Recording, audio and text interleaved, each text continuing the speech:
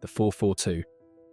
When you're watching a match and the commentator says they're defending in a 4-4-2 block, here's what that means. The team has 4 defenders forming a line at the back, 4 midfielders in front of them, and 2 forwards up top who are the first line of defence. What makes this formation special, defensively, is how compact it is. Those 4 midfielders create a shield in front of the defence, making it hard for opponents to play through the middle. Think of it like having 2 walls that the other team has to break through. Teams like Atletico Madrid, under Diego Simeone, have mastered this defensive setup. They're basically saying, sure, you can have the ball, but good luck getting past our 2 perfectly organised lines of players. It's like trying to walk through a crowded shopping mall during Black Friday sales. Technically possible, but you'll probably lose your wallet in the process. The 5-3-2 or 3-5-2. This is where things get interesting. When defending, these formations look almost identical. 5 defenders at the back, with 3 midfielders in front of them. The difference, it's all about the wing-backs. In a 5-3-2, those wing-backs tuck in alongside the 3 centre-backs to form a solid wall of 5 defenders. It's like having a regular fence, then deciding, you know what? Let's add 2 more sections just to be sure. The 3-5-2 transforms into a 5-3-2 when defending. Those attacking wing-backs race back to join the defensive line. They're basically the friends who say they'll help you move house, but only show up when all the heavy lifting's done, except in reverse. They help with the defensive heavy lifting, then sprint forward when it's time to attack. Antonio Conte is the modern master of this system. His teams are so well drilled that those wing-backs know exactly when to join the back 3 and when to push forward. It's like watching synchronised swimming, except with more shouting and tactical fouls. The 4-3-3. Don't let the numbers fool you. A 4-3-3 in attack often becomes a 4-5-1 when defending. Those 2 wingers drop back alongside the midfielders to create a midfield 5, with the striker left alone up front. This formation is all about controlling space. The 4 defenders maintain their line, while the 5 midfielders shift from side to side, like they're all connected by an invisible rope. When done right, it looks like the entire team is moving as one unit. Jurgen Klopp's Liverpool perfected this with their counter-pressing. When they lose the ball, those front 3 immediately become the first defenders, hounding opponents like they owe them money. It's not just about sitting back, it's about hunting in packs. The 4-2-3-1. This is probably the most versatile defensive formation in modern football. When defending deep, it becomes a 4-4-1-1, or even a 4-5-1. Those 3 attacking midfielders drop back to form either a line of 4 with the 2 defensive midfielders, or they all join to create a midfield 5. The key to this formation is the double pivot. Those 2 defensive midfielders who sit in front of the back 4. They're like bouncers at a club, deciding who gets through and who gets turned away. One might step up to press while the other covers the space behind. Teams like Real Madrid, during their Champions League three-peat, used this formation brilliantly. Casemiro and Kroos would form that defensive shield, allowing the team to defend solidly before launching devastating counter-attacks.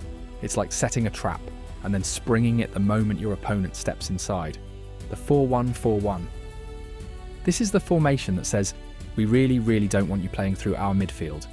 You have your back 4, then a single defensive midfielder, the anchor, then a line of 4 more midfielders, and a lone striker. That single defensive midfielder is crucial. They're the last line of defence before the back 4. They need to be positionally perfect, like a chess player always thinking 3 moves ahead. Think N'Golo Kante at his best, seemingly everywhere at once. Pep Guardiola often uses this shape when Manchester City are defending. The midfield 4 spread across the width of the pitch, making it nearly impossible to play through the middle. It's like trying to thread a needle while wearing boxing gloves. Technically possible, but why would you even try? The 4-4-2 diamond. Don't confuse this with the regular 4-4-2. In the diamond, you have your back 4, then a defensive midfielder at the base of the diamond, 2 central midfielders on either side, an attacking midfielder at the tip, and 2 strikers. When defending, this can be vulnerable on the wing since there are no wide midfielders. To compensate, the entire diamond shifts to the side where the ball is. It's like watching a game of human Tetris, as the midfield constantly reshapes itself. Carlo Ancelotti used this formation during his first spell at AC Milan. The key was having incredibly intelligent midfielders who knew exactly when to shift and when to hold their position. Without that intelligence, the diamond crumbles faster than a cookie in hot coffee. The 3-4-3. This is an attacking formation that morphs into a 5-4-1 when defending. Those two wing-backs drop alongside the three centre-backs, while the wingers tuck in with the central midfielders to form a midfield four. Chelsea under Thomas Tuchel won the Champions League with this system. When they lost the ball, everyone knew exactly where to be. It was like watching a well-rehearsed dance routine, except instead of jazz hands, you got perfectly timed tackles and interceptions. The beauty of this system is its flexibility. Against stronger teams, you can drop into a low block of 5 defenders and 4 midfielders. Against weaker teams, those wing-backs can stay higher, essentially defending with just the 3 centre-backs. It's like having 2 different formations in one. A defensive Swiss Army knife, the 5-4-1.